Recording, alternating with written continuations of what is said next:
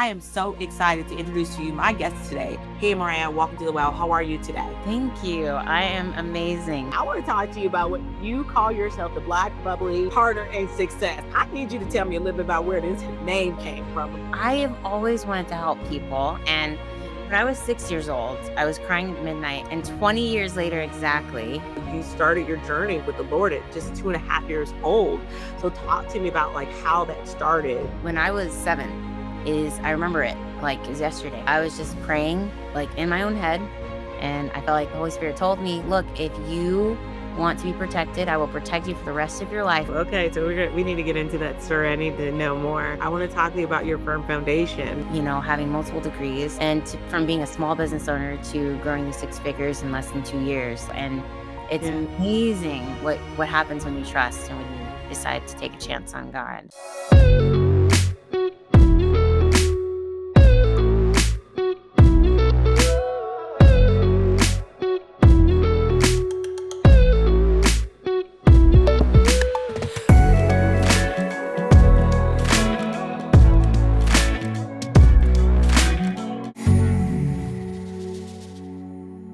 Hi, and welcome back to another episode of the Woman Witness podcast on the Woman Witness TV network. I'm your host, Leah Fortier. As you all know, here on this platform, we bring to you voices of dynamic women that are out there making a positive impact in their lives, in their family, and the community around them. Women of faith, women of resilience, women who have battled through something, and they are bold enough, strong enough to turn around, grab the hand of another sister, and be a witness. Today, I am so excited to introduce to you a force full of faith, full of life, and full of strategy. I am talking about my guest today, Amariah Murdock. She who likes to call herself the Black bubbly partner in success. And trust me, she means it, and she's going to show it to us today. She is the founder of a powerhouse firm providing elite executive assistance to 7 to 10 figure CEOs across the US and beyond. She owns multiple companies, mentoring rising entrepreneurs, and knows the behind the scenes of scaling with systems, hiring well, and building operations that do not break under pressure. My kind of girl. But Amariah's real story, it starts at just 2.5 years old when her relationship with the Lord truly began. Since then, she has walked through chronic pain, surgeries, major sickness, and through it all, she came out not just surviving, but thriving, led by grace, filled with God's love, his mercy, and grounded in her true identity as his daughter. She is not just a businesswoman, she is a kingdom woman. And today she is here to share her wisdom, testify to God's grace and his mercy and his faithfulness, and speak directly to women who know that they are called to more. I am so excited to introduce to you my guest today, Amariah Murdock. Hey, Amariah, welcome to the well. How are you today? Thank you. I am amazing. Thank you so much for that wonderful intro. Of course. Well, thank you so much for being here. And there's a lot to talk about today, okay? Yeah. I'm sorry, before I just get started, I want to talk to you about what you call yourself the Black bubbly partner in success. I need you to tell me a little bit about where this name came from before I get to my questions. Sure. Yeah. So honestly, I have always wanted to help people. And Mhm. when I was 6 years old, I was crying at midnight. My mom comes rushing in the room and she's like, what's wrong? What's wrong? Mm. And I was like, I just want my own business. And that was at 6 years old. And then, of course, you grow up and life happens. Your dream gets lost. You forget. And 20 years later, exactly, is when I started that business. I was 26 years old. It came back to me. It was like full circle. And I remember, wait, this is what I wanted to do again. And so I've always wanted to help people. The way that I do it, the best way that I do it right now is through business. And people always tell me that I'm bubbly. Obviously, I'm Black. So it's one of the things I wear. But, partner in success is helping others' lives be better, have a better quality of life. It's what I want for myself, and it's what I want other people to be able to experience as well. So that all kind of came together in that one little phrase that I thought, you know what? If someone needs to remember who I am, I'm just going to throw this out there. You're I love Black it. bubbly partner in success. I love it. Wait a minute. Okay, there's so many questions to unpack there. That is so cute. I love the fact that you knew what you wanted to do at such an early age. You must have seen it growing up around you. I'm pretty sure. Honestly, it's interesting. My mom was a teacher. She's still teaching. This is her 36th year to teach. My sister is a teacher. I was a teacher before I remembered, oh wait, I wanted to do business. And I lost my confidence along the way. It's like, Yeah. say you want to be a business owner, but you don't even know what that means. Just Yeah. get in line, get your degrees, go to school, and do Yeah. what you know you're supposed to do. Be a teacher like everybody else in your family. Mm, And so I mm, finally decided to be the rebel, but that was only after I hit complete burnout, and then I mm. knew I needed to change something. And so Ooh, okay. So we need to get into that story. I need to know more. I want to talk to you about your firm foundation. It sounds as if you were raised in an atmosphere where, I don't know, I'm assuming that you were like maybe in church or around the word, if you will. You started your journey with the Lord at just 2.5 years old. So talk to me about like how that started. What did that look like for you then, and how does it look for you now? yeah, that's a great question. So growing up, my mom, she's been a rock of faith. I've seen her go through a divorce. I've seen her go through like intense financial struggles. And every single time the Lord has brought her through, and every single time she stays consistent. She's blessed, she's thankful, she's present, she's praying, she's worshiping. I saw her as a firm believer, someone who's planted deeply. And so growing up, I was like, yeah, I'm going to choose that for myself. And I knew I'd have to make that choice. And there are a few points in my life where, and this kind of answers the question because it'll kind of be timeline where I started and where I am right now at 2.5. So I've always felt God's presence. I don't know how to describe it, but I've always been sensitive to his spirit. And I've always felt like he wants to connect with me. He wants me to look to him. And then if I choose him, he will always be there for me. And so Call you back. when I was 7 I remember it like it was yesterday. I was just praying like in my own head, and I felt like the Holy Spirit told me, "Look, if you want to be protected, I will protect you for the rest of your life." I said, "Okay, Mm, great. What do I do?" And he said, "You just have to give everything to me." I was like, "Everything?" And he's like, "Yeah, just give everything to me, trust me, and I will always protect you." mm. And I was like, "Deal." Yeah. Say less, right? Where I sign up. Yeah. And of course, I was 7, right? So I didn't know what give everything really meant, but I just knew that at that time, I knew that's what I wanted to do. I could feel the peace of God. I could feel his spirit. And I just knew God wants good things for me. He is the one who blessed me with this life. He created me. And a part of my story is when I was 4 months old, I had bacterial spinal meningitis. From the get, the enemy was trying to like swamp this, Mm, be done. I mhm. was in the hospital for a while getting antibiotic treatments, and then after prayer, miraculously, I was completely healed, no sign or trace of it. And I was supposed to be retarded or slower and, have a lot Mhm. of mental things to work through if I did make it out of that. And obviously graduated with my master's degree, the 4.0. Like I have Mm. multiple degrees. Thank you, Um, Jesus. Wow. so it's like he can completely bless you. He can miraculously heal you. So Mm. from the beginning, I just knew I was like, there's a calling, there's something on my life because there's a lot of The resistance. line. Right, right, right. From to answer the question, from going when I was young, I've always felt him. I made a deal with him when I was 2.5. I said, Mom, I need him. I need Jesus. She said, okay. She's like, well, you're 2.5, like, we'll see. I said, no, I said, can you just help me invite him into my life? And she's like, yeah. So we sat down in the living room. She put her pots and pans she was washing in the kitchen to the side, and she sat down with me. And at that time, I asked him to be in my life, and she would just later on keep asking me, where is Jesus? And I'd say, he's in my heart. And ever since then, like I've always just felt him. I've always known him. He's blessed me with different spirits of discernment and encouragement, and gifts, right? So growing up, and to where I am now, I had a few points in my journey where I had to choose that this would be my own faith, not just because my mom was strong Mm. or just Yeah, because I've seen things at church, but yeah. because I had to decide for me, is this really what I'm going to choose? Mhm, mhm, mhm. Values, what he says about me. Wow. And not just trust the world saying, this is what you want. This looks great. This is shiny. This is good. Mm. This is the life. I had to decide, what do I really believe?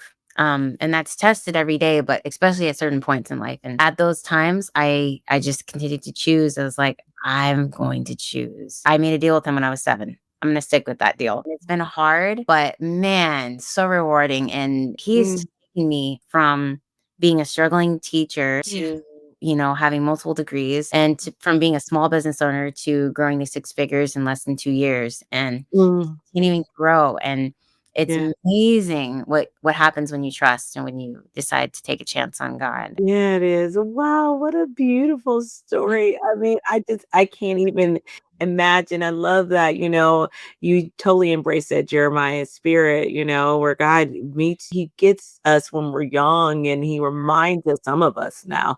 But you say, well, let me go ahead and let you go through what you got to go through. And then I'll come get you later. But I love how God has always had his hand on your life. And it is so evident and just sitting here speaking with you right now. It's so beautiful. You walk through chronic pain and major illnesses, and they told you that you wouldn't, be who you are now, and you've proved them wrong. What did your faith look like during those valleys? Do you remember any of that? Okay. Absolutely. And I want to just correct and say I didn't prove anyone anything. He is the one who Mm, healed me when I leaned into him, and he gets all the glory mm, for that because I could do nothing. I mm, was mm. absolutely helpless. I was, that feeling that your back's against the wall and you got to make a choice and you're stuck in a Yep. corner. That's Yeah. what that was like. And the chronic Mm. thing that was in my hand, it was in my dominant hand. And you think it's funny, you don't know how good you have it until some part of your body decides not to work. Word. Be your pinky toe. Yes. Yeah. And it changes everything, Changes. But I had to learn how to be ambidextrous, or I don't know, Yes. right? Yes. Did Yep. I had Yep. to. Terrific. I was going to school at that time, and I was going for 2 degrees, my bachelor's degrees in psychology and communication, specializing in PR and advertising. It was really, really, really, really hard. Chronic pain, the hardest thing about it is that it's constant. There's no relief. Like when you're sleeping, it hurts. When you wake up, it hurts. Like it's constant. There's no off button. And I'd never experienced anything like that before until I had that. And thankfully, Mhm. I was able to come out of it, but that was only after surgery and, other major things. And even then, when I came out of it, I had to work 2 to 3 jobs to pay off the surgery, and I maxed out my mom's credit card to pay for it, and, all the things. It's not simple, you know what I mean? Yeah. Uh, Yeah. but during that time, it was a pretty low point in my life. I had wondered, "Why am I even here? I can't even work right. My body doesn't even work." Mm. And it was probably one of the biggest attacks I've ever experienced in my faith journey. But I had to decide again, who am I going to listen to? What's my narrative? Yeah. Who's writing this story, right? If it's me, then I think it looks like my life's just about done. I can't handle it. I'm done. I'm Mhm. over it. I don't want Mhm. this pain anymore, right? This Yeah. but I was like, "No, I already said I made a deal." He said, "If I give him everything, even this chronic Everything. pain, I give him everything, even if I don't understand, then he's gonna do something with it that I don't know, that I don't understand." And now I actually get to speak to people who have chronic pain, and I get to talk to people who are experiencing those things. Because Wow. what's even deeper than a physical chronic pain is what most people have, which is an emotional one. It Mm. constantly hurts. Something happened when they were younger, some trauma came, family members, you name it, and they are constantly triggered and Triggered. emotionally in a chronic pain and they're stuck. That Yes. That's is good. just as intense as the physical chronic taste Yep. that I had for a minute. And that emotional one is even more damaging potentially from physical because Yeah. it drives us to do things that we don't mean to do. I didn't mean to drink that alcohol. I didn't mean to smoke Mhm. that cigarette. I didn't mean to manipulate those people. But that right there, I can't do, and I can't function in a way that I would Mm. need to function because I'm hurt and I'm stuck and it's constant. I don't know how to deal with it. And then I learned how to give that to God, and I learned how to value myself outside of being able to do something. It wasn't conditional, right? He Yeah. didn't love me because I did.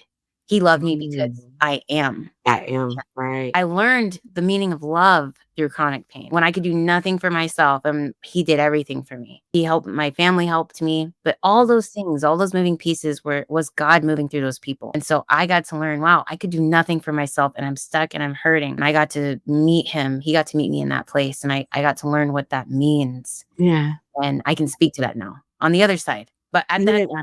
but now I understand. I know him in a different way. I know him Yeah. in an even deeper way. I love that. And I love what you said. I'm sorry. I just want to highlight the fact that you said you learned at a very early age to give God everything and even giving him our pain. Like we feel like, oh God, how do we give him our pain? How did you give him your pain? It's all up here. Mindset, Yeah. renewing of the mind, washing of the word. It's That's it. just like that chronic pain was constant. I had to Mhm. constantly be checking in, right? Yeah. Yeah. Oh, this hurts. But you know what? I'm so thankful. The Lord is good. He has good plans for me. He has a future and a hope. I'm partnering with him for good works on this earth. And Mhm. I had to go Mm. straight into a restructuring, and that is how I gave him my pain, because he's greater than the pain, right? He's greater Absolutely. than our finances, he's greater than the obstacles that we're facing, he's greater than what we think we could build ourselves up to. We Absolutely. think that's the greatest. He's even greater than that. So, Mhm. Mhm. understanding that and rehearsing that truth and Yeah. remembering what he's already brought me through. He helped me as a David. He helped me kill a Goliath, right? There was those Jericho walls. He helped me bring those down. I had to remember that and know that somehow he was going to still do the same thing as he always does, from what he did in the Bible for those people and what he would do for me today. He helped me through bacterial spinal meningitis. He helped me through this and that surgery. He helped me when I had nothing left. He provided it within 24 hours. Like crazy stuff. I had to remember that. And faith stones, faith builders are what I call them. And I had to rehearse that over and over and over. And Yeah. that was a part of it. Um, Mm. yeah, that was a part of it. I'm sorry, I'm just so mesmerized. I love just hearing people just talk about just giving their testimonies, real life testimonies to what God has done for them in their life, how He's pulled them through. And it's so genuine, it's so real. And I just really feel it for you and through you. I think so often sometimes we forget what God has done for us. But I love how you say you're building these stones, you're naming these places where you've seen God show up. You talk about learning to receive God's love and giving it to him and fully trusting him. That's not always easy. So what helped you? You talk about shifting your mindset. What fully helped you shift your mindset to embrace the identity as his daughter? Honestly, the word of God and worship, those two Mhm. things. That's good. And worship, meaning like we worship him when we sing to him, yes, but we worship Yeah. him more when we decide to make choices that align with his word, right? Like That's good. when I say no to, and I'm not even talking about like someone's trying to pass me a cigarette and I say no. I'm talking Yeah. about the even deeper things that are not so obvious. The things, again, it just goes back to the mind. Like, oh, you're not worth anything. Something's wrong with you. Something's wrong with your body. You should probably just end it. You know, Yeah. Fighting that, taking every thought captive. Mm. Mm. Someone who is not a believer but is a friend, and they're Mhm. like, just go out and party, just do what you need to do, be with who Yeah. you need to be with, you know. Mhm. Your standards are too tight. I was always told that. I remember that, especially Yeah. when it comes to being in a relationship. I was always told, your standards are too high. You're never gonna meet XYZ. You're never gonna get there. There's no one out there like you. You're way out in Mm. Mars. You need to come back down to earth. People are, and I remember thinking, no, I'm gonna wait, and because I decided to wait for marriage before Okay. having Yeah. sex. That was really hard. Yeah. Very hard because everybody Uh-huh. else was already doing things, and in Yeah. some ways, I was innocent to so many of their things that they would refer to in jokes and whatever, Yeah. right? Because I was You don't like, have no idea. Right. when you choose to do that, you will feel lonely. You're guaranteed to feel lonely, but you have to remember you're not alone, right? Because the Yeah. enemy would have you think. I think the number one lie out there, besides some fear-based things, Yeah. the fact that you think you're alone. You're the Or only like one. you're behind, Yes. or everyone's, Yeah. moving way, and it's too late for you. Okay, go ahead. Yeah, yeah, and that Mhm. timing of being behind, like, the Mhm. pressure that culture puts on us, Mhm. that's Mhm. interesting. I always remember my dad says, "God is always on time. He's never late, he's never early, Mm. always on time." So, Mhm. whatever that means, for you in whatever situation, Yeah. that is the truth. He's always on time, and it's usually almost 99% of the time not our time, not the Yeah. time we would choose, right? No. No. I think it's the word of God and just worshiping. Like, I have music going, yes, but then I also do the work mentally, taking every thought captive, getting around people that also have the strong faith and beliefs, having mentorship. I sought out a mentor when I was 12 years old. There's a lady at church, and I went up to her and I was like, "Hey, I've been watching you. I think you have a great family." I said, "I need help. Can you Well, mentor me in this life? Because you've been there. You're older than me." And so I think that if I give oh you my gosh. you can help me. Yeah. she's still my mentor today. And what's crazy is so I grew up in Texas. We both were out of Texas, but we Yeah. both now live in Utah because that's where I'm right now. That's where my Oh, husband is. And we ended up meeting each other in this new state because my husband's parents' house is 10 minutes away from her house. She has a second home here in Utah. And way. all of that circles and still interconnects and like, how was I supposed to know that my husband, my future husband's parents were going to live 10 minutes from her house in a different, No way. so her second home. It's No way. crazy how that all works. And, God but yeah, put you all together at that very moment, and because of your obedience, it worked. yeah, yeah. And, Wow. mentorship is one of the most, I could talk about it for a while, but seriously, even in business, doesn't matter what you're doing, but especially in life, it is one of the most invaluable things anyone can do if they want to grow and they want to step into their best self. They Yeah. got to get someone who's already been there and who can help them get to where they're going. Because there's, much wisdom in counsel, right? Yeah. There are many counselors. There's Right. wisdom. And that is so true. So, anyways, kind Oh of got my off. gosh. I'm and you say your mom, no one told you to do this? This No. all just Yeah. I'm even super mad. Okay. I want to ask you, how has your relationship with God helped shape the way that you show up in business, especially in these high pressure environments? You're Yeah. working with some people that we're kind of one track minded. We Yeah. move a million miles per hour. So Wow. talk to talk to how does your faith with God work with the two? Yeah. So it's interesting. When I started my business, it was first called Eagles Wings Virtual Services because I had a dream. And it was Isaiah 27 through 31. It's you will rise on wings like eagles, you will walk and not grow weary, you will run and not faint. Yeah. That those who wait on the Lord, that's it, the key, will renew their strength. They will rise up on wings. So I Mm, called it Eagles Wings when I first started. And that was in 2022. Now it's called Infinite Exec. And that also came from a dream. We rebranded. And Infinite mm, Exec is more infinity and executive, right? Like we have solutions for you. We're an infinite source, optimize your impact so you can do to infinity, right? yes. It's a Yep. little bit more brand forward, but again, that was also a dream that I had. But I think he's the master CEO. That's what I like to call it.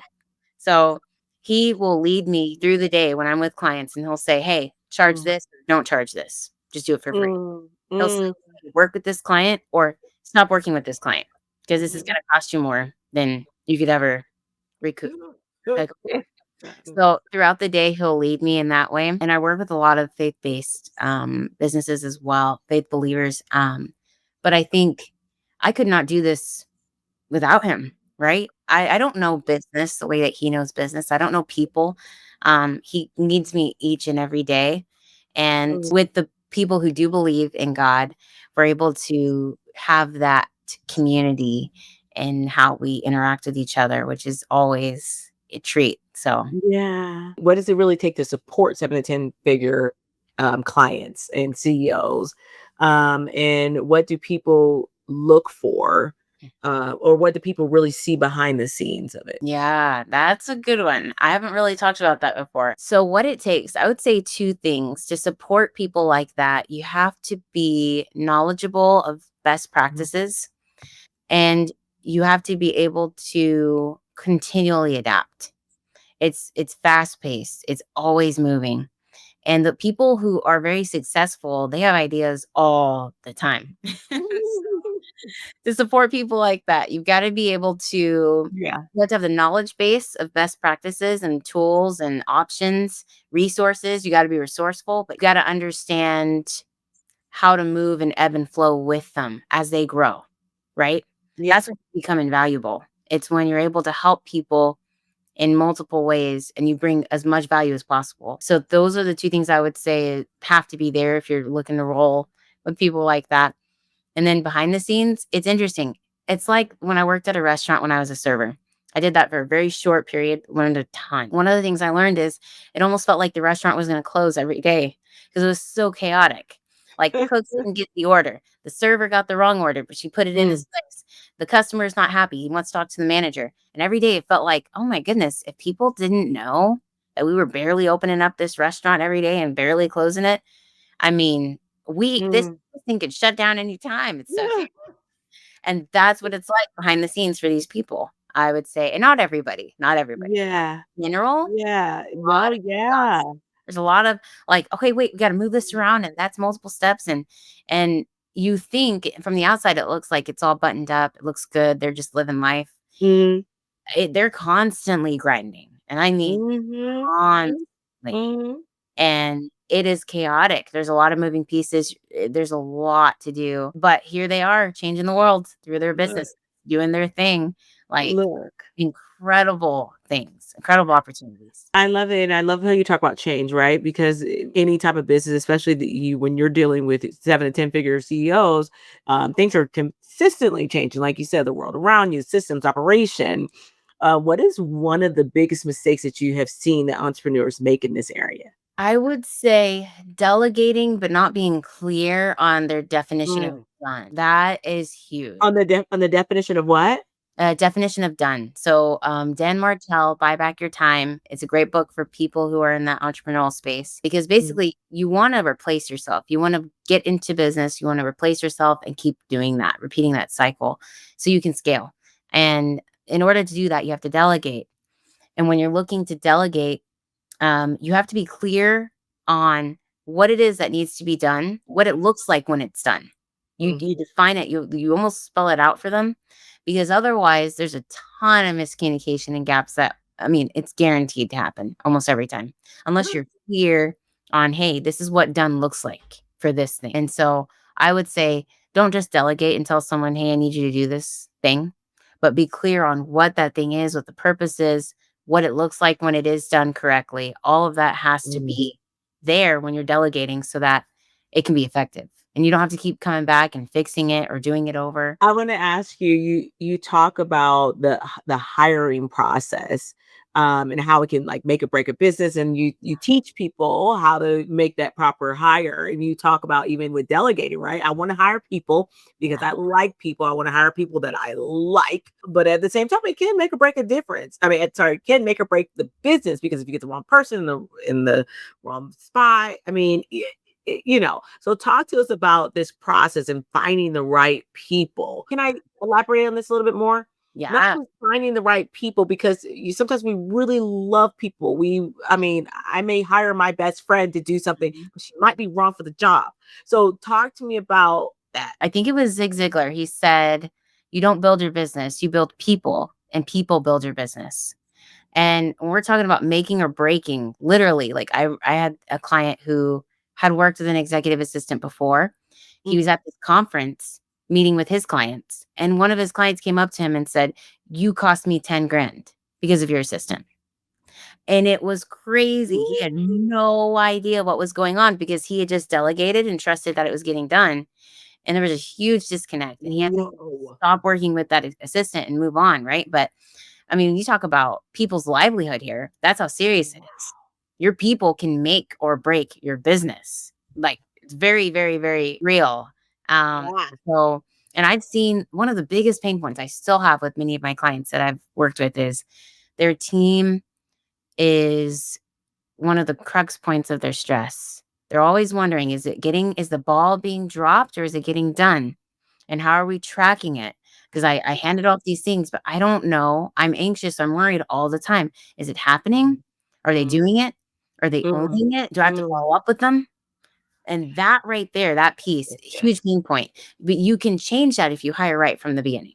And that's where it really starts. And Mm. so when we're talking about hiring people, hiring the right people, I would say there are three main things to think about. One is their cultural fit to your business, Mhm. right? Do they fit your brand? Do they fit your voice? Do they fit your vision, where you're going? Mhm. Because that's extremely important if you're going to have someone represent you. And that's the only you that that person will see.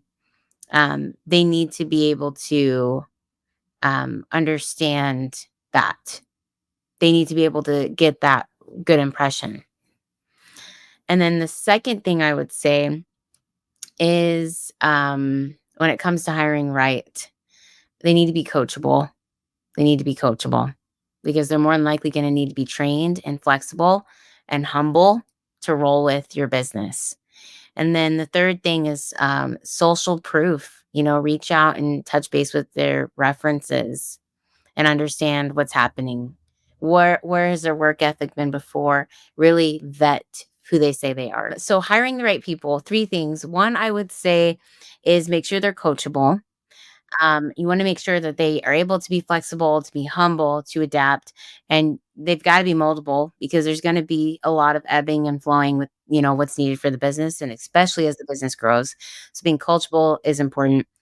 The other thing that I said is making sure that you vet them, truly vet them. So always check into their references, social proof type of thing, who have they worked with, really understand that, their work ethic is what they say it is, all of that they're competent, that they're knowledgeable. You can learn a lot by talking to people who've already worked with them. And then the third thing that I said, I just had it being coachable, vetting, and then cultural fit. You want them to be a good cultural fit, like where your business is going, your vision, your values. Yeah. Because if they're the only person who represents you to certain people, you want to make Mhm. sure you're represented well. That cultural fit is also very important when you're trying to hire the right people. I think that's absolutely correct. I mean, one person, one bad apple can ruin the bunch, if you will. I want to talk to you about kingdom impact. And you said that you work a lot with kingdom business, faith-based business. And I think so often sometimes we get it wrong. How to mix finances with kingdom. We don't know how to make money,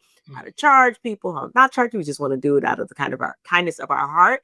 And I do believe, Amariah, that to a certain extent that, God wants us to give back. He does want us to do work, but we do have to make some money. So talk Yeah. to us about how we can, um, work in our kingdom given talents and also make money. Yeah, for sure. The first thing I would say is definitely be in check with the Holy Spirit because we all have good ideas too. We think we have good ideas. It reminds me of that verse, a man thinks he knows what's right in his own heart, but the Lord, hopefully the Lord directs his steps at least because we don't know. We don't know what we don't know. So making sure that whatever we're doing is to his glory, you know, right? Doing everything unto the glory of God, but also we're partnering with him. I think that's what I'm trying to say. Yeah. We don't need to be going out trying to make something happen on our own, thinking that we got this down. I remember when I first started this business, it was crickets for weeks. Like I invested in it, I'd started it, and I had nothing. I had no clients, and I was like, "Oh no, did I Yeah. start this?" And then next thing I know, he provided. It was my first client, then my second, then my third. Then I kept getting referrals, and I had to build a team. But all of that only came when I decided to partner with. So if I was trying to do it in my own power and my own strength, it's not going to go far. And even if there are people who are better than me, you know what I mean? And they're like, no, well, I can get it to a certain point. You probably can, but it won't be where it needs to be unless you're partnering with the one who gives you the strength to even get up in the morning, right? So I would say make sure, first of all, that you're partnering with God, that He is leading you, that He's with you in whatever it is that you're trying to do in business. But then also be aware of your strengths, be aware of the gifts He's already given you. That's probably tied to what you're going to end up doing in business. And then the last thing I would say on that is know your worth and your value and know that God is always your provider. I remember just recently, I transitioned out of my biggest client, and it was a huge leap of faith. And I was extremely anxious, but I had more peace transitioning out because they no longer respected me. At some point, it's easy to get familiar, take for granted, whatever. Or And when that happened, I felt something rise up in my spirit. And I was like, I am not going to continue this working relationship. We need to yeah. transition out. We did, but it was my biggest client, which means it was my biggest hit Yeah. financially. And I was like, I don't know how we're going to pay everything this month, Yeah. but I cannot keep doing that. Serve my But peace. I just knew my piece was gone and I had to transition. 2 weeks Mhm. later, 2 weeks, I've already had replaced that client and I have more clients. I'm gonna be making more than what I ever made with that one. And so I say that though to say it's because at that moment when I didn't know what was next, I said, God, you're my provider, not this person. This person is not my provider. They're my biggest client at the moment, but they're not my provider. They're not the one who gives me everything that I need. You are. So I'm gonna just give this to you and here we are. Like I said, I'm making more than I would have ever made. I haven't even added it up yet, but it might even be twice over what I made with that one person. Mm. It's incredible to see, I you love know, that. as an entrepreneur, business goes Yep. up. No. It Yep. has Yep. it has its great moments. It has its, oh, we're scraping by. Is it done? Mhm. Um, so you got to have that knowing that God is your provider first and foremost, regardless of where your clients or whatever does come from. But know your worth, charge the money, do the thing, and do it well. Yeah. That's And gotta be there too, because we gotta make money, we gotta eat. Yeah. yeah, I love it. I mean, I love what you said. If I hear you correctly, keep God first. Make sure you're doing it for His purpose, and He will direct you. Partner with God. Yeah. Okay, so what does kingdom business mean to you, and how do you live that out practically? That's a hard one. So when I think of kingdom business, I think of literally my father's business, which is, people coming to the gospel. It's funny because we get caught up in the day-to-day and the material, you know, like Mhm, my house, my car, uh, mhm, my clothes, mhm, mm, but mm. at the end of the day, like in our spirit, who we are in God and what he's doing, the work he wants to do in us and through us and with other people is its own world. It Yeah, has nothing to do with all the material.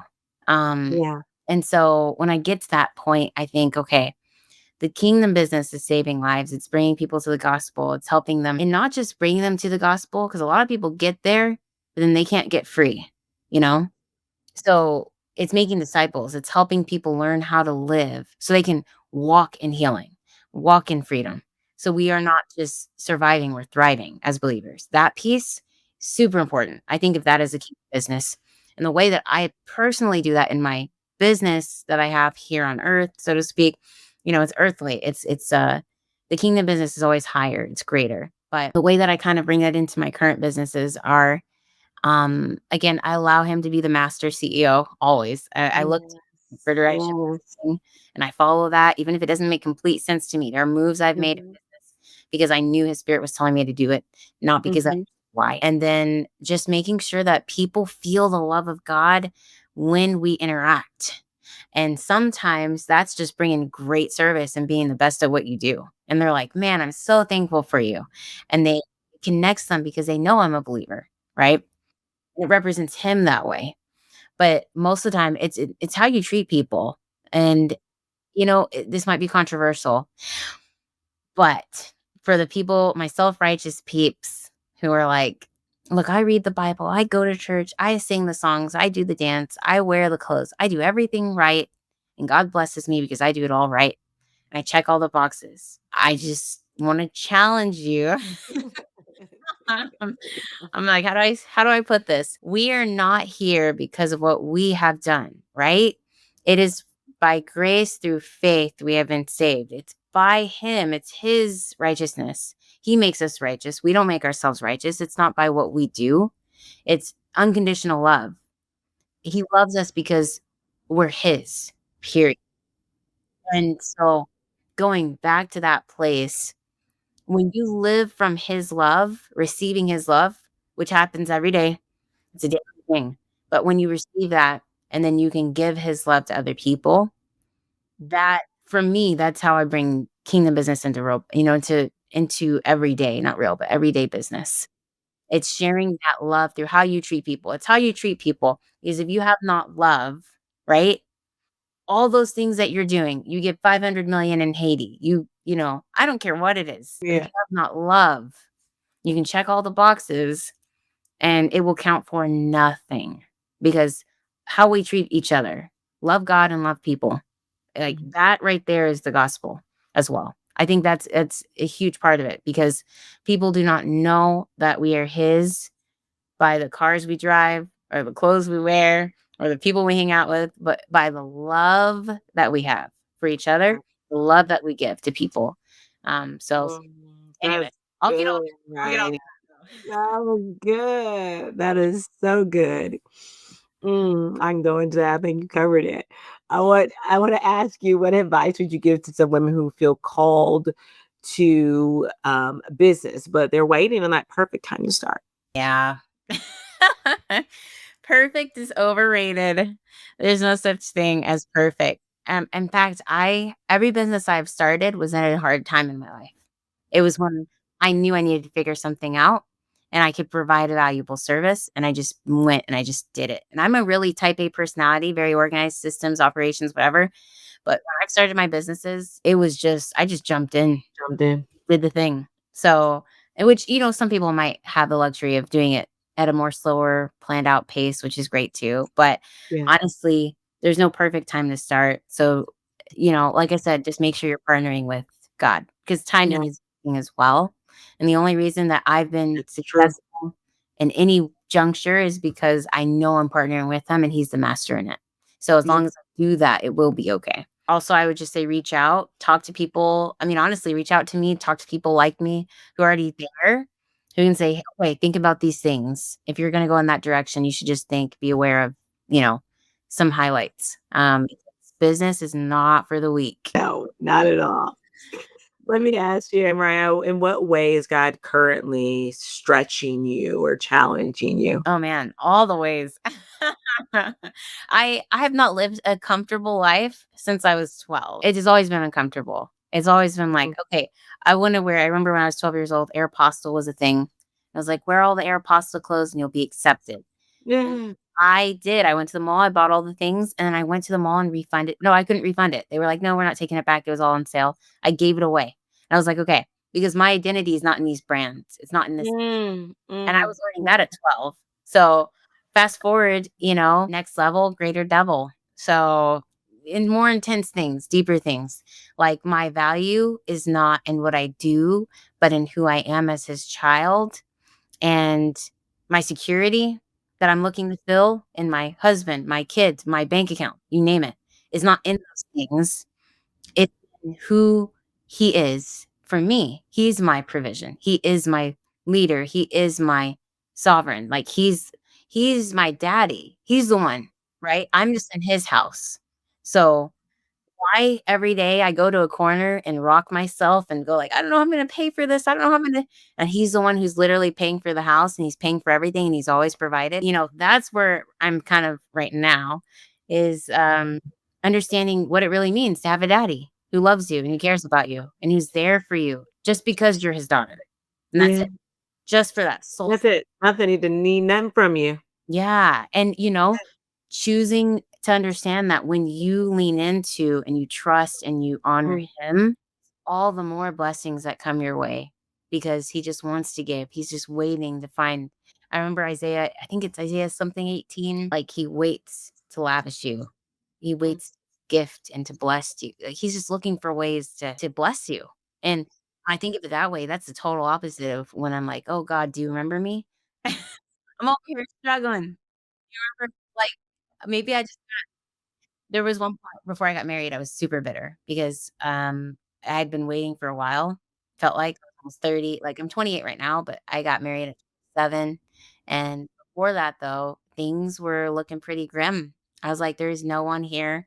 I'm not one, I waited for a long time, I'm just about to give up," and I was like, "You know what? He healed me from this, and he helped me through that. Maybe those are my good cards for life, and now I just gotta tough it out."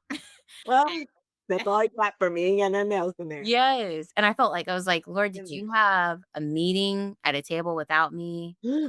Cards I was dealt, now I just gotta take it and, like, I don't get a ch." Mm. That's what it felt like. I felt really bitter, and I was like, "I don't think he really remembers me, but you know what? He's given me a good few cards, so I guess that's it. That's all I get." Yeah. Mhm. And so, Mhm. coming from that place, Yeah. I had to learn, again, regardless of what it looks like, he is always the source. He's always the one who's moving, and there's most of the time we're not gonna understand. But again, we're never alone. That big lie, huge lie. I just feel lonely. I feel like I'm the only one. I am alone. No, absolutely not. You have a God who created you, breathed his life into you, is waiting to lavish you with blessings. It's the exact opposite of what the enemy would have us, buy into. I think that now I'm being stretched to understand that he is truly it's a basic thing, but it's probably the most important that he is my source, he's my provider, he's my security. Whatever I'm looking for in these things, I will only be able to find in him. and Yeah. to receive his love as my foundation always, because Mm, that from that place, I was created to partner with him and to do good things from that place of yeah. yeah. Oh, I love that, Mariah. Thank you for your honesty, right? Thank you for just letting us all we all been there, right? You're like, okay, this is it. I love that. So let me ask you, and looked up, I'm like, oh my gosh, I want to ask you, where can we find you? If we want to partner with you, if we want to, reach out to you and hire you, how can we get in touch with you? I am on Instagram at Amariah Murdock, Amariah Murdock, Murdock. And then my business website is INFINITEXEC. That's infinitexec.com. Those two places, great place to reach out to connect. And then Facebook as well, Amariah Murdock. And yeah, I'd love to. I'm all about connection, even if we're not doing business together, even if it's just connecting to connect.